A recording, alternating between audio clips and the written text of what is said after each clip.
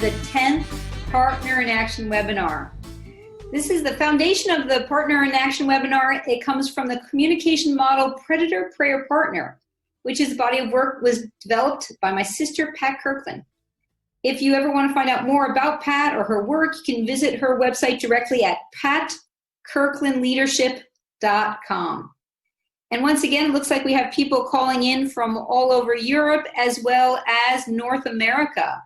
So welcome, everyone. Good morning, I guess, and good afternoon and good evening. I want to, before we jump in, I'm going to pass it over to Nicola so she can review technical points. Nicola, take over if you would.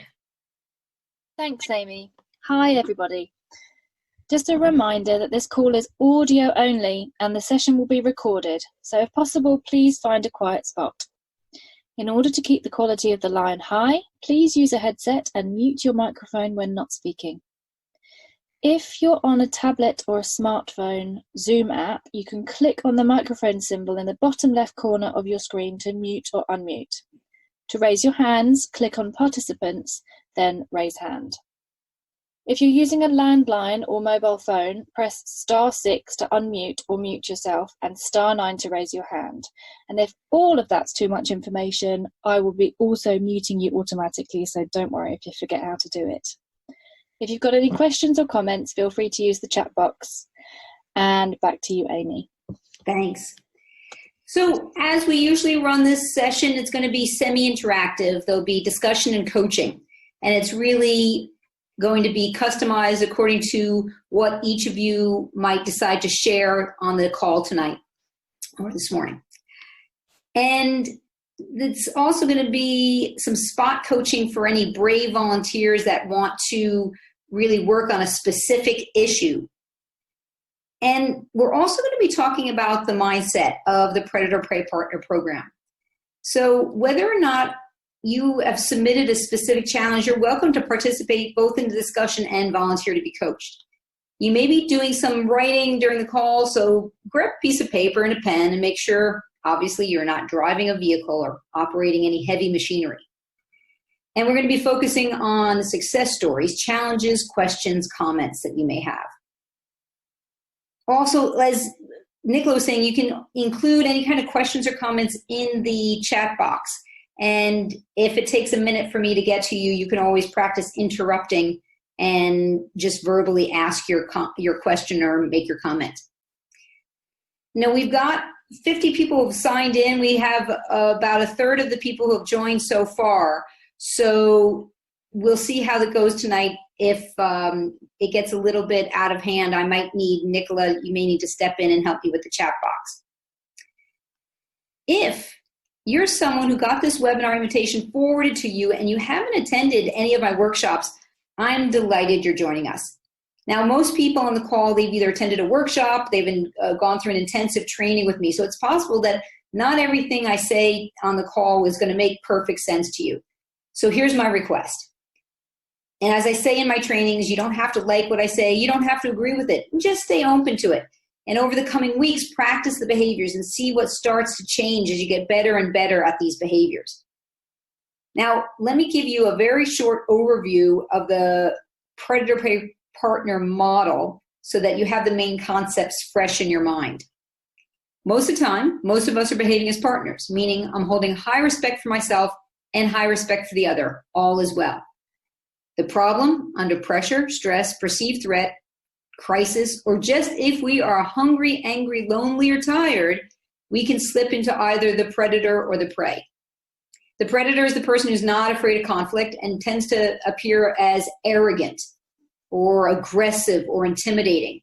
And the prey, that's P-R-E-Y, is usually a really nice person and has a tendency to avoid conflict and doesn't always assert themselves as much as they would be capable of. And the problem with that is that can trigger other people to become a predator towards them.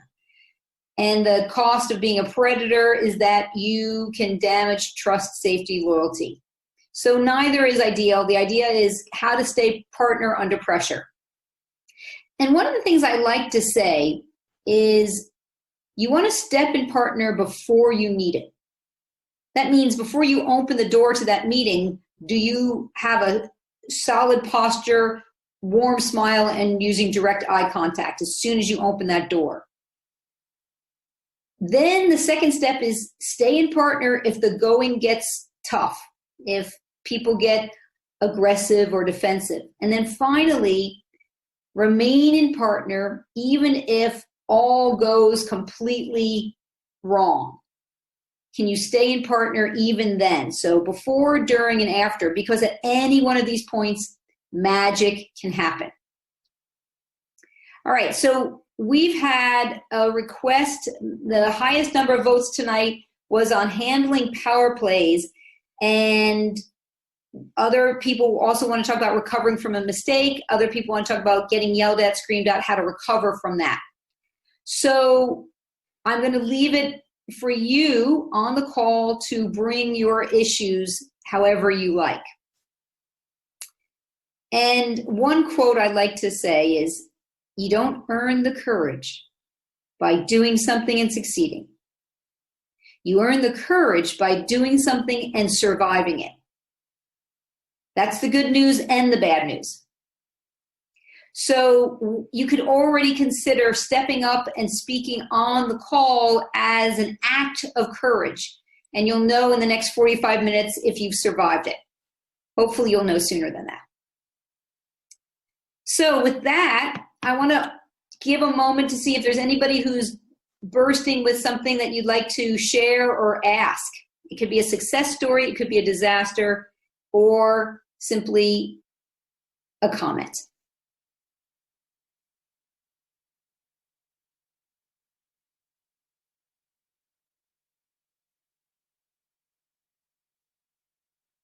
Okay, I've given my allocated 5 seconds of opportunity. And if there's somebody who wants to say something, jump in at any moment. Oops, Evie, I see your hands up. Feel free to, yep, you're unmuted. Go for it, Evie. Hi, Amy. Thank you so much. I've just come back from a city council meeting, and yes. Essentially I was sat as a member of the public, and I was noticing how the leader of the council shut down. He ignored one of the councillors' requests to speak, and I was really quite irate about this and wanting to interrupt, and just didn't have the courage to do so. So that's one of the things, if we get an opportunity to, I'd love to hear what your thoughts would be on that. Okay, thanks. And Evie, am I saying your name correctly? It's Evie. Evie. Yes, it is. It's Evie. Okay, thanks. Yeah, thank you. So, and Evie, that's another thing, before we get to the point you brought up, sometimes because my family name is Carroll and it gets mistaken for a first name, I often have to correct people, or I choose to correct people when they say, hi, Carol. And so I've gotten in the habit of saying, actually that's my family name. My first name's Amy. And they feel embarrassed because they already met me. They already know me. It's not like they're meeting me for the first time. And it's an awkward moment, except that that's a way of, the person's usually relieved that they haven't been making mistakes. You're saving them the embarrassment of, they find out at the end of the day, oh my gosh, I was calling this person by the wrong name all day. So in this case, feel free, if anyone ever mispronounces your name, in a very upbeat, friendly way, you say, actually, it's Evie, or actually I pronounce it Evie. Mm. And then it's like, some people pronounce it differently, and this is how I pronounce it. So if that's another way for you to practice. Maybe you can look at it, setting boundaries and being assertive. Mm. Yeah, thank you. So now back to the city council meeting. Mm-hmm. Yeah, that is so frustrating. And I want to first ask you, the person who ignored, the leader who ignored the counselor. Yes. Would you describe, is it safe to say this person's a bit of a predator? Or not necessarily?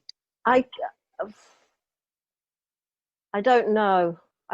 This was literally the first time I'd been into a council meeting. So okay. I really don't know the characters, and I was in there for 20 minutes and just really fed up when I came out. So I can, oh yeah. So Evie, my question for you is, one of the first things we want to do before we, well, no, I want to back up and say something else.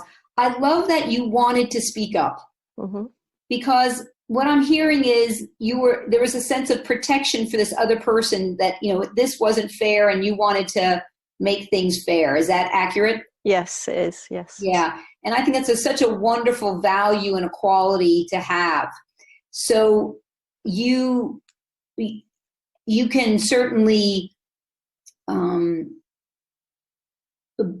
feel good about that desire, though the problem is you didn't know what I'm guessing is you didn't know how to speak up appropriately, where it would have been respectful of yourself and the other, and so you chose not to say anything. Is that accurate? It is, yes. Yeah. And so that's another quality of a wonderful human being, that you'd rather not say anything than to damage someone's feeling of respect or safety. So that's why these skills are so critical, because you're right. It's important to do it well.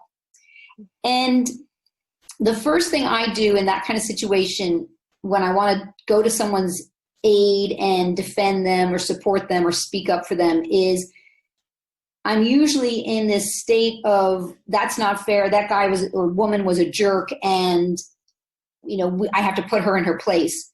Well, we know that's not going to work. So what I now do, Evie, is ask myself to find a way to have empathy for that person. So in the 20 minutes you were there and what you observed, what story could you make up about the city council leader? I could say that he has a limited amount of time and a lot of things on his plate to cover. Okay, so he might be feeling some stress and anxiety and pressure. Great. Now, if you were to say that, then see if you could rewind an hour or so. You're in that meeting. You see this person get ignored. You pause. You say, oh, gee, I wonder if the city councilor is feeling pressure and stress and anxiety. Can you get a sense if that would cause you to calm down a tiny bit? Yes, I think it would. Yes. Wonderful. Yeah. That's the first essential step. So you're recalibrating your internal predator. I call that the protective predator. And it doesn't matter if the story is true or not. What matters is that you're accessing empathy for that person. And again, it's not meant to justify or defend that behavior. So now you've created a little bit of space, a cushion, you're calming down. And let's imagine that you had all the time in the world to prepare what you would say to that person in the ideal way. And let's imagine I'm that city council person and I've just ignored the counselor. I'm the city council leader and I've ignored the counselor. Let's hear how you might speak up and just give it a shot. Okay, thank you. Gosh, what would I say? Did you know the person's first name? No, I didn't. I think I might say something like, excuse me, leader of the council, I just noticed that there's another councillor here who's wanting to speak up, and I'm wondering, as a member of the public who's new to these meetings, I'm wondering if I can hear, I'm very curious as to what he might have to say and what he has to say might contribute to this meeting. Oh, so, my gosh, Eve, that's so partner. Would you be willing to let him speak? Okay, let's just see if we can break that down and rewind it. There were multiple things. Excuse me, leader of the city council. So you're saying excuse me. You're not saying I'm sorry. It's your way of interrupting. You don't know the person's name, so you're using their title. Very respectful. You, instead of saying you bonehead, you ignored this guy, right? Tempting. You said, I noticed that so-and-so wanted to speak up, which what you just did there is you helped the city councilor save face by not implying that they did it on purpose, even if they did do it on purpose. So again, you put your ego to the side, you're sounding very gracious. And then you're also putting a lot of responsibility on yourself. Oh, I'm new, without it being prey energy in any way. You're just simply saying, I'm new, and I would be very happy to hear what this person has to say. Good. Now I'm going to have you do it again. Okay. And this time, you're going to use less words and more pauses. So the rhythm is going to be blah, blah, blah, blah, blah. Blah, blah, blah, blah, blah. Blah, blah, blah, blah, blah. So that's sort of the amount of words that you're going to fill with the pausing in between. Okay. All right. Take it from the top. Excuse me, leader of the council. I'm here as a member of the public, and I'm new to these meetings, and I have noticed a councillor with his hand up who wants to speak, and I am very interested in hearing what he has to say and how what he has to say may contribute to this meeting. Great. Okay. Good job with all the pausing. I'm not sure we shortened it a lot. And at the same time, it may be that you need to say all those things. We'll see. There's something in the meantime, though, Evie, that I want to work on with you, which is the inflection. You know what I mean by the downward inflection, right? I do, yes. Yes, okay. Thought you did. So, Evie, every time you paused, your voice went up on council, public, meeting, speak. And as I'm coaching Evie, everyone on the call, I want you to see what you notice from the first round to the last round. And I'm going to invite you to type in your comments or speak up and share your comments about the perception, what's different with Evie when she does it the final time. Okay, so now Evie, this is going to be a little tricky because you might not hear it. So if you say council, I'm going to say council. So if I repeat any of the words, you need to go back and repeat it with a downward inflection. Yes, okay. Okay, from the top. Okay, excuse me, leader of the council. Beautiful. I am new here. Almost. I'm new here. I'm new here. Good. And as a member of the public. You got that one. I noticed that a councillor has his hand up to speak, and I'm interested in hearing what he has to say. Nope. What he has to say. I'm interested in hearing what he has to say. Nope. Oh, God. That's okay. You're doing very well. Okay. In your head, you tell yourself, that's the end of my thought. And I'm interested in hearing what he has to say. And I'm interested in hearing what he has to say. Beautiful. Now, let's pause for a second. I think you've said everything you need to say. Do you agree? I think so, yes. Yes.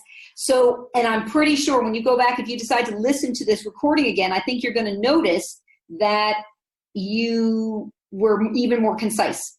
Yep. And that's what happens when we do this repetition is it gets fine-tuned. Okay, good. Let's take it from the top. And when you go to pause, say it with certainty. Don't hesitate in any way. Okay. And finally, I want even more volume. Okay. Excuse me, leader of the council. Excellent. I'm new here, and as a member of the public, I noticed a councillor has his hand up to speak. And I'm interested in hearing what he has to say. Wow. Wow. Now, Evie, so you had volume, had pausing. I think there was one little pseudo upward inflection, and it was absolutely fine. Okay. So you still paused, and you had no ums and uhs or filler sounds. And it was strong and firm. Now, if you were to say that if you had said that in the meeting in that manner, how would that feel? Phenomenal, and I just don't know if I have the confidence to do it in a meeting, but I think that would be absolutely marvelous if I could speak that way.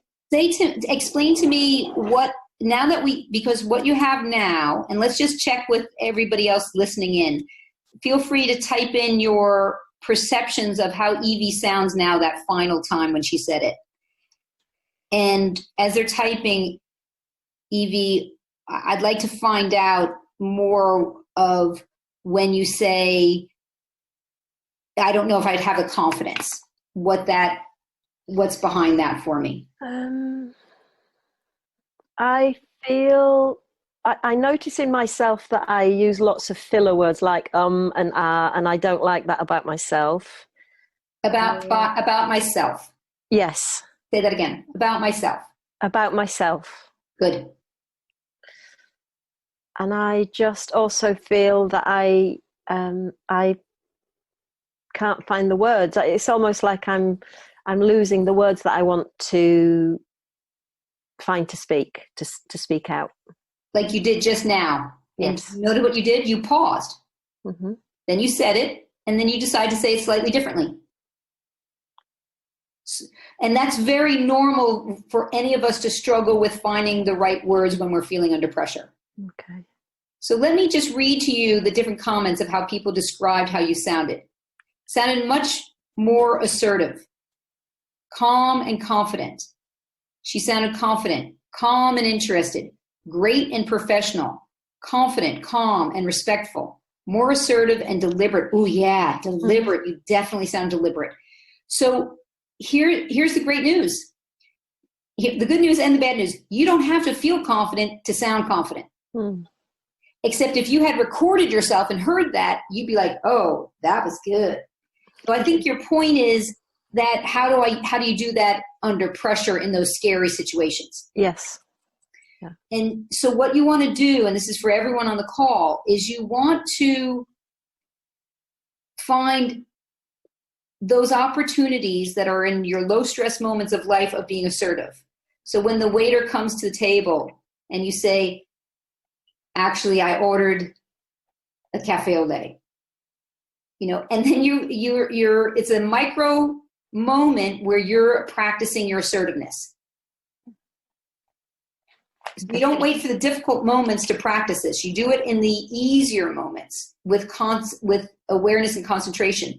And what you and I just did right now, you practice after the moment. So if you don't handle something well or you don't speak up in the moment, as soon as you can, an hour later, a day later, a week later, as soon as you have that time to reflect, you say, okay, if I said that as an assertive partner, how would I have said it? And then just like you and I did, you tease it out. You repeat it until you get the wording right. And then you chunk it in 5 to 7 words with pauses in between and downward inflections. And you're thinking, well, Amy, what good does that do? Because I can't go back and fix the thing. No, though just that practice alone is visualizing, which creates new pathways in your brain. So that's how you eventually get to that place. Yeah. I just noticed I was at a meeting the other night we were watching a film in French and they were all French speakers. And for me to speak French, it's still a bit of a challenge. And they were having a discussion afterwards. And I realized I wanted to add to the discussion. And I was like, oh, no, Amy, just keep your mouth shut. Just wait till they're all finished. Tell your friend in English later. And I thought, no, this is really important. And so I stood up and I just very calmly delivered what I wanted to say. I made a little joke about my French being creative. And they were all very obviously gracious, and people will be, especially if it's a situation like that. So does this feel like, I guess I want to turn it back to you, Evie, and tell me when and how you would practice this sort of assertive speech. Interesting. The first thing that comes up to me is with my grandson, he's 6 years old, but to practice with him. Yeah. And I think the downward inflection, I've heard it in myself before, and I find that hard to practice. So I want to do more of that. Yes, it's very hard to hear it. Is that what you're saying? Yes. Yeah. And in terms of practicing in the micro moments, I think, like you suggested, ordering tea and coffee. Often I drink decaffeinated coffee at the moment, and very often the barista will make a caffeinated coffee. So I have this regular request to check and say, is this a decaffeinated coffee you've made me? Okay, let's hear. That sounded a little accusing. If I was the barista, I'd be a little bit. So, and the only reason it sounded accusing was it went too fast. Yes. And then, so I'm your barista. I've just given you a coffee, and let's hear you ask me again with perhaps something before it and say, and just to double check in a very upbeat, friendly, calm manner. Yeah. Excuse me, I just want to double check that this is a decaf coffee. It's considered delicate news, so you want to even go slightly slower and say it without the. I think I want you to say it without the just. Mm-hmm. Excuse me. Excuse me, I want to check that this is a decaffeinated coffee. No, I think this is one of those moments you actually do want the just in there because you're right. That's softening it. So even happier. Excuse me. I'd just like to check, is this a decaf coffee? So you say it really, really happy and slow. Excuse me, I'd just like to check, is this a decaf coffee? That was nice. There you go. Beautiful. With your grandson and the barista. I like it. Very specific. Thank you, Amy. That's wonderful. My pleasure, Evie. Thanks for stepping up. Thank you. Okay. Again, anybody else who has anything, feel free to raise your hand or speak up. Hi, Amy. Yes. I don't know how to raise my hand here, so I'll just speak up. I love that you spoke up. Who is it? Carmen. Hi, Carmen. Hi. You mentioned being calm. And I'd like you to talk a bit about that. When you have this feeling that you're starting to boil inside, and you just want to smack someone in the face right there, and you're not going to go partner with that.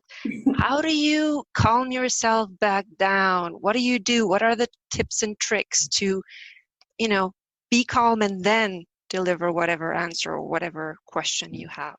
Well, I was just speaking with a coachee about this yesterday, and what he and I determined was that it's very, very, very rare that you have to respond right in the moment about something. So sometimes the best option, when I say very, very, very rare, that's not true. Let me say it, frequently we don't have to respond right in the moment, though that doesn't even occur to us as an option. So the first thing I'd like you to notice is that, because I don't always trust myself in those moments to open my mouth. So literally keeping my lips together and just nodding with a soft look on my face is the safest thing. Then I want to buy myself time, Carmen. So I would say, so Philip, if I understand correctly, you've totaled the car and it's completely damaged. Is that correct? First of all, I don't know who Philip is, and I don't have a car that's been damaged, though. I don't want to leave anyone guilty there. So what I'm doing is I'm listening to the person. I'm nodding as they're speaking in order to look agreeable. Because what I really want to do is I want to raise my eyebrows, I want to roll my eyes, and I want to say something really snarky like, "Are you frigging kidding me?" And so what you do is, even in those low stress moments, if you train your brain, your muscles to literally nod and relax your face, maybe even add a soft smile, they will have no clue what's going on, Carmen. And then the second step is, as I said, you summarize what they've said. Because guess what? When we're upset, we don't always hear correctly. So no, I didn't total your car. I won a car in the lottery, whatever. And the second thing is, so that's the second thing. Or the second reason why you do this summarizing is because if it wasn't that you misheard, they may have misspoken. And then if it's an exchange where someone's upset, they're going to calm down because they've heard their words fed back to them. Does that make sense? It does a lot, yeah. That's a great tip. And this is the same, this technique is also going to work handling power plays, believe it or not, and it's hard because you're pretending not to notice the other person's either misbehaving or being difficult or has said something outrageous. Excuse me, Amy, there's a question in there which may be relevant as well to this topic. Yes, what is it? I'm not seeing it. More chat. I'm hearing the shuffling. I'm hearing, okay, Lisa, I'm hearing that shutting up is better partnering than responding and fluffing it. Thank you, Lisa. If you're not confident that you're going to be gracious when your mouth opens, then shutting up short term is a much safer option. Does that make sense to you, Lisa?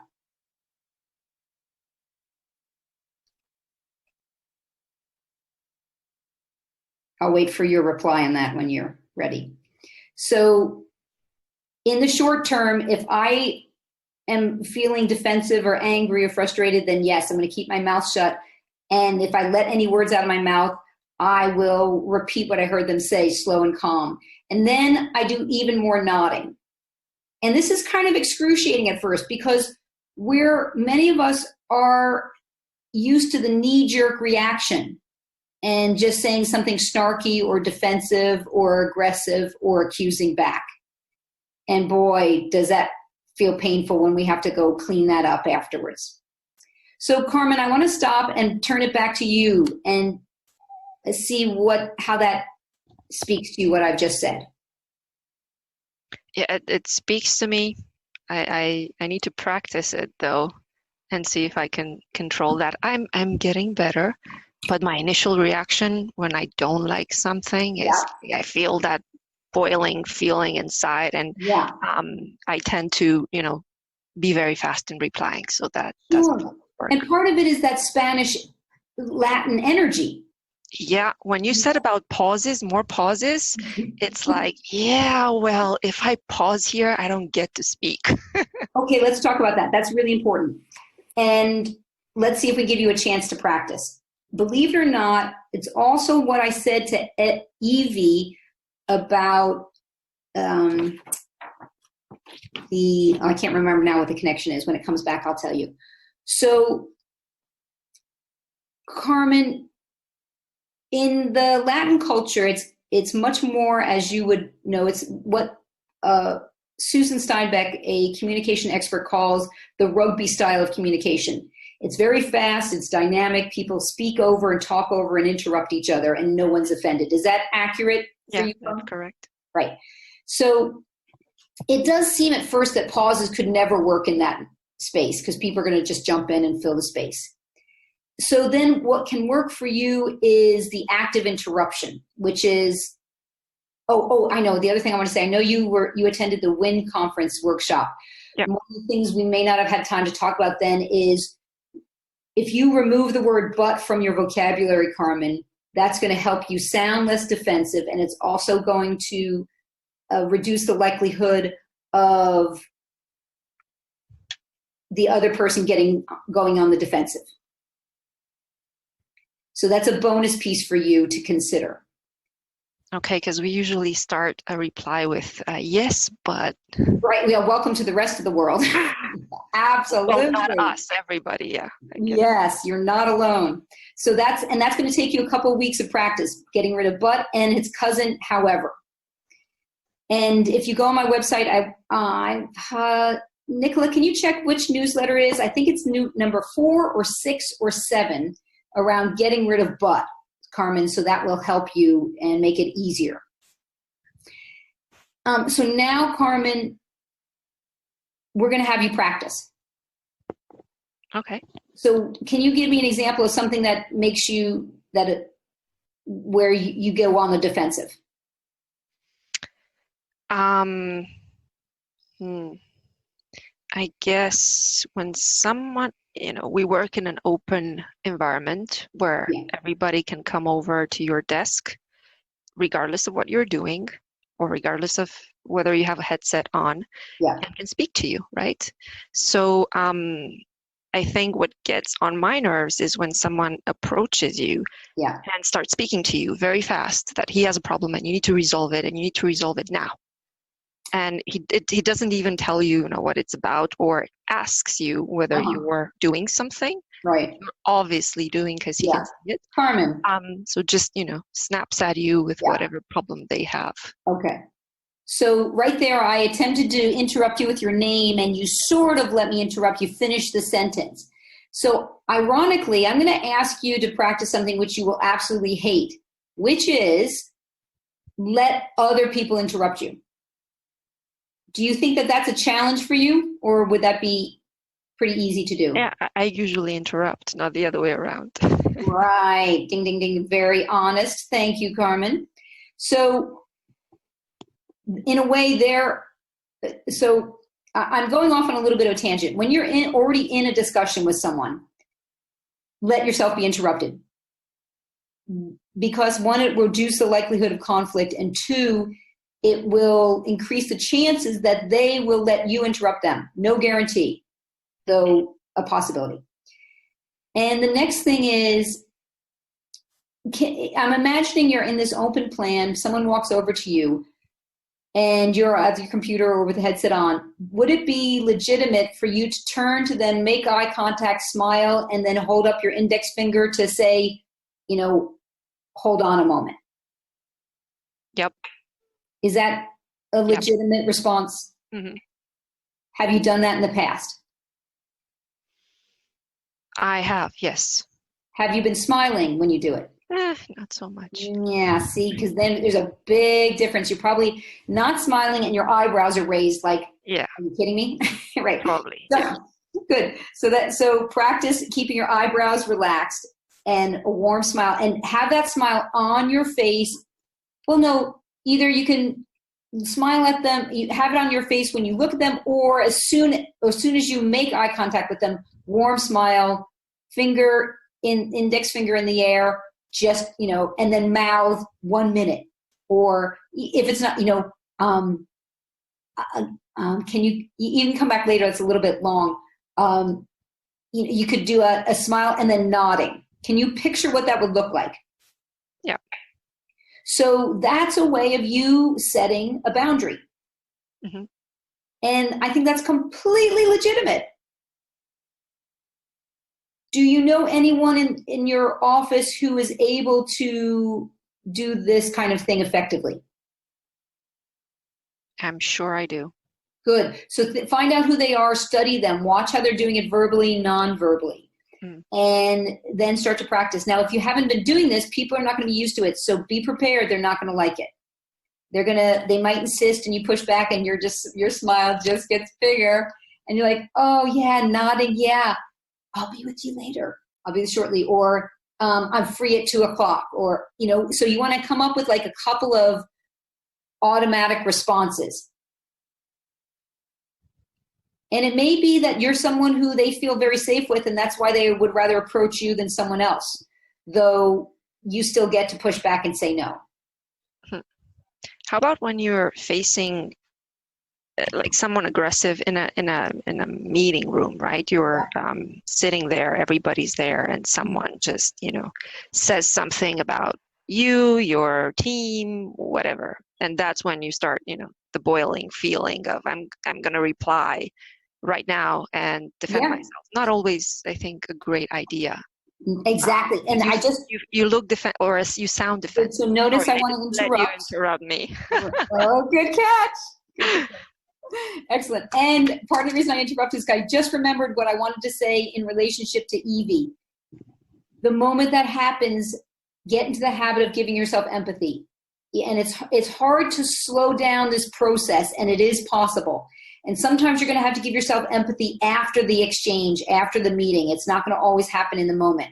Though in that moment, you might, I'm guessing if it was me, I was like, ooh, I'm feeling very attacked right now. I'm feeling very defensive. Ooh, I'm embarrassed. Oh, I'm feeling angry. Oh, this doesn't feel fair. Oh, I'd really like to be treated with respect. So those thoughts can come into my mind quickly if I make an effort to access them. And just like when Evie imagined that counselor could be, the council leader could be stressed and feel pressure, she could even feel a physiological response that had calmed her down. So the first thing you want to do is calm yourself down. You do not want your mouth moving if you're feeling defensive and angry or upset. But then I feel like And you're losing then, opportunity. So just practice saying and instead of but. And then I feel like I'm losing the opportunity to defend myself. Yeah, and you're at least here, everything happens very fast. Yes, and you will. And it will be excruciating. And then you will also probably feel proud of yourself for not having gotten defensive or angry either. And then what you do is you find chocolate, you find a friend, cool down, you chill out, you think about, how would I handle this as a partner? You may need to write it out, script it out, record it. That's another thing you can do. And that's, by the way, Evie, you can record yourself to listen for the downward inflection when you're doing it, when you're not. Okay, Carmen, back to you. And Carmen, I got to tell you, one time in 2005, I had to have a difficult conversation with someone, and it lasted, or I had to prepare for 14 hours. So several weeks of conversations, a total of 14 hours before I was ready to have a very, very brief conversation. And the good news is that 14 hours has paid off because I don't have to prepare for 14 hours every time I want to have a delicate conversation. Though generally, I do still have to prepare because my ego's caught. So you want to give yourself empathy, like, I feel like, I got mistreated and I feel frustrated, whatever is coming up for you. And then you think about what you want to say. And the thing is, generally confronting someone in public, not a good idea. So you prepare it, and then you go and you find a time to talk to that person one-on-one. And you make sure you've both been fed and watered, and you sit down and you calmly say what you want to say to them. So now, Carmen, we're going to practice. I'm going to be that person in that meeting. I've been a jerk to you. You've gone off, you prepared and practiced. You're going to say, hey, Amy, do you have time on Tuesday to talk for a little while, maybe about 20 minutes? You'll block the time in my calendar. We find some place. We both have a beverage. And now let's hear what you want to say to me. Slow and calm. Amy, I felt under attack in the last meeting. Good. Okay, good. Now prepare me. Amy, I'd like to talk about last week's team meeting. Amy, I'd like to talk about last week's team meeting. Let's say that a little bit, 4 times slower.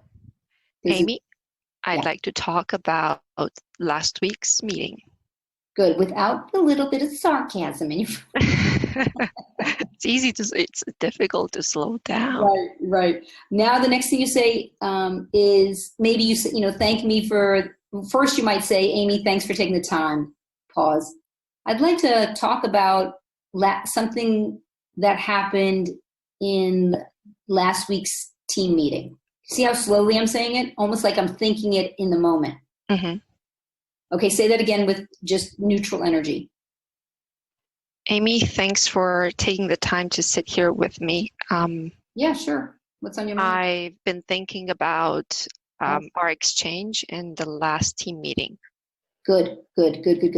Okay, now instead of saying I think you said I felt under attack, Amy, I'm guessing it wasn't your intention, though I felt under attack. So when you credit me, even if I don't deserve it, or you say, Amy, I'm guessing it wasn't your intention, you're helping me to save face. Because honestly, sometimes it really is not their intention. Mm-hmm. And if it is was my intention, I might not admit it, though I might be willing to apologize. So saying that, I'm guessing this wasn't your intention. the whole phrase. What was missing? Now the third sentence. Amy, I'm guessing it wasn't your intention. Amy, okay. Go ahead. Amy, I'm guessing it wasn't your intention. Slow. Amy, I'm guessing it wasn't your intention. Good, very good. Next sentence. But I felt under attack. So without the but, yet, yet I felt. Or while I felt under attack during that meeting. Oh, really? Jeez. Oh man, Carmen, I'm sorry. I had no idea. I mean, I guess you're just being a bit sensitive. It hurt my feelings to hear that you were unhappy with the team, and you expressed it very aggressively. Okay, good. Okay, and you expressed it in a way that sounded, so you're giving me a little bit of leeway, that although, again, I'm guessing it wasn't your intention, and it sounded aggressive. So it wouldn't hurt to add that again. Okay. I don't remember. And let me just make another comment, Carmen. You did a beautiful partner move just now. I tried to bait you by saying, oh, I guess you're just being sensitive. And you didn't even buy into that. You just continued on, and that was brilliant. That is a beautiful example of pretending not to notice when the other person's being a jerk. I'm calm now. Yes, and you still could have reacted to that. So you want to give yourself credit where credit is due. Excellent. All right, we're going to take 2 more minutes to practice this. So give me that last sentence again, Carmen. I know it wasn't your intention, but... No. I'm guessing it wasn't your intention yet. But... That's okay. That's going to take a couple of weeks to get out of your vocabulary. I'm guessing it wasn't your intention, but... Yet I felt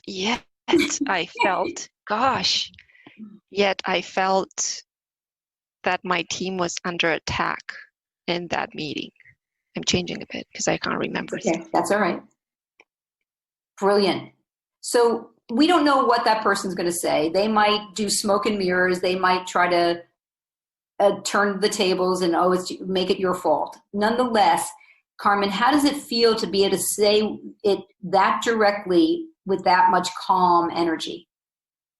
It feels great, actually. It feels like you're totally relaxed, while the other feeling is kind of your physical feeling. This one doesn't have any physical feeling related to it. Yeah. So I think no matter what you would say to me, if I have this physical calmness, I'd be able to maintain the mental calm as well. Unfortunately, that may not be the case.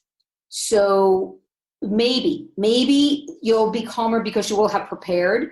You will have had you'll have rehearsed. You'll know what you want to say. You won't be jumping into it suddenly. So what I want to suggest is that you may not feel completely calm inside, and you can still project calm outside. Mm-hmm. And it's going to be a little bit exhausting afterwards. Because you've got this mismatch going on, and you won't feel authentic because inside you may be very frustrated. Though you can speak your truth without showing your truth through intense speech and energy. Does that get better in time? Practice? Sometimes, yes. Now I can do it, and sometimes I'm able to, even inside, I'm able to stay calm. And sometimes my ego still gets triggered, so I need to give myself emergency empathy, and then sometimes I can calm down. Though the good news is, the majority of the time, I'm able to manage it externally, and then I feel so proud of myself that the internal part calms down quickly. Mm-hmm. And sometimes I need to go get chocolate. That's always a possibility. Carmen, thank you so much. Do you have any other burning thoughts that you wanted to share or questions? I don't know if this is completely related, but there's this And there's like Evie, yeah, yeah. And there's this thing that Evie also mentioned of you're not doing something or you're not saying something because you get very nervous. Like when you're about to present to an audience that is unfamiliar to you, yeah. and you get that nervous feeling, and like you said, you should then work through that so that it doesn't sound like you're nervous, but yeah, you're nervous inside. How do you manage that piece? It's a bit like with the calmness and boiling piece, but from a different angle. So, Carmen, am I hearing you correctly that it's in a presentation situation? How do you manage the nervousness? Yep.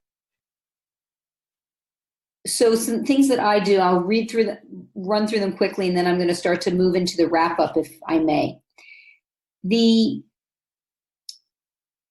I will stretch and walk to burn off the adrenaline beforehand.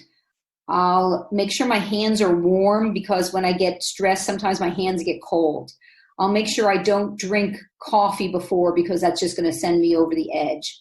And then I remember that if I fake it externally, they will, and if I don't confess to how I'm feeling inside, they will never know. So that means if I keep my feet planted on the ground, if I have big solid gestures, even if my hands are shaking, if I'm doing large gestures and then moving them around slowly, people aren't necessarily going to notice that. I definitely don't hold a pen or a clicker so that they don't see, or a piece of paper so they don't see it shaking and my hand shaking.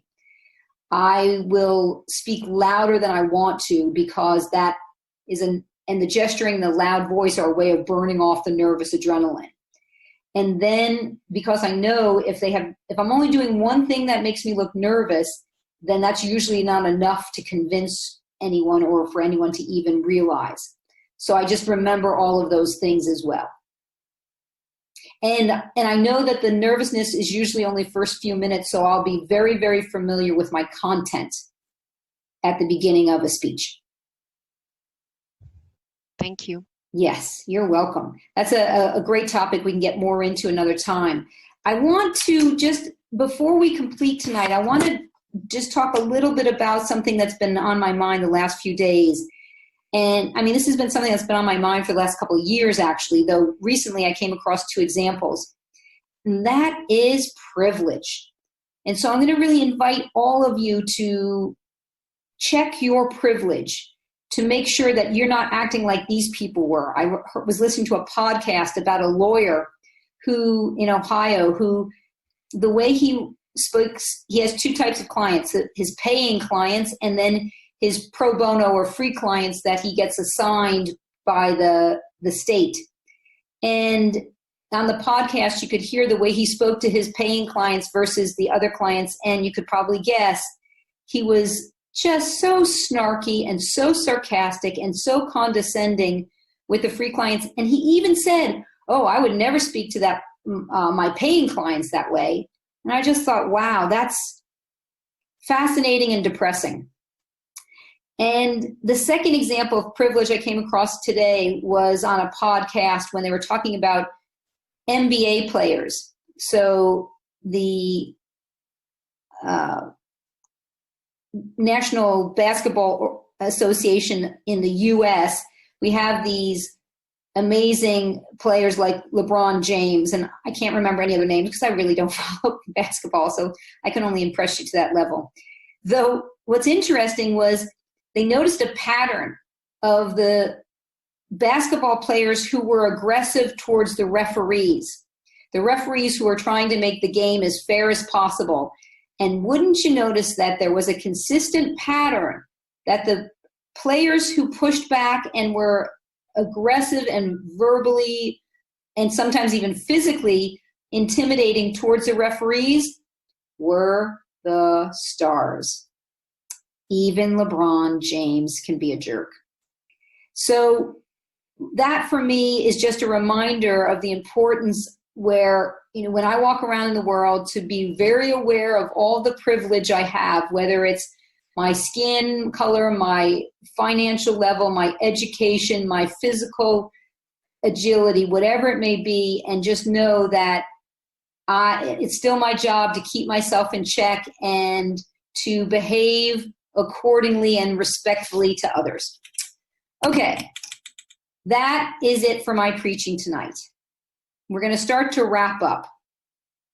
And I'd like to let you know that a couple things, if you want to mark your calendar already, our next webinar is July 16th. So it's going to be summertime for just about everybody on the call. And as usual, we're limiting to 50 participants. If you want info on my newsletters, my website, carolcoaching.com, you can check, and Nicola has put a link in the paper for the newsletter number 4, Eliminating But from Your Life. And on that same page, you can get access to all of the other newsletters, as well as there's one on the downward flexion and all sorts of good stuff there, as I say it with an upward inflection. All right, next Leadership Presence course. This is the open program I'm going to be running at London, which I'm very excited about. That's going to be October 8th and 9th. So if you want a refresher, or if you want to send your fiance or your father-in-law or whoever to this program, feel free to check that out on my website, October 8th and 9th in London. And also, you feel free to follow me on Instagram or Facebook at Amy Carroll Coaching, 2 R's and 2 L's. And you can take a screenshot of the social media channels if you want to. You may need to switch to full screen to see it on your device in order to observe all the social media that's down at the bottom. Lastly, if you want to check out my Partner in Action podcast series, you can find that on my website, or you go to iTunes and search Carroll Communication Coaching. And if you have a partner success story that you'd like to share, I'm very delighted to interview you, and you can just reach out to me to set up a time. As a thank you, I'll give you a half hour of complimentary coaching. And finally, everyone, my invitation to you is to go out there and to be the best partners you can be. Take care, everyone. Have a great week and holiday. Thank you, Amy. Thanks, everyone. Thank you.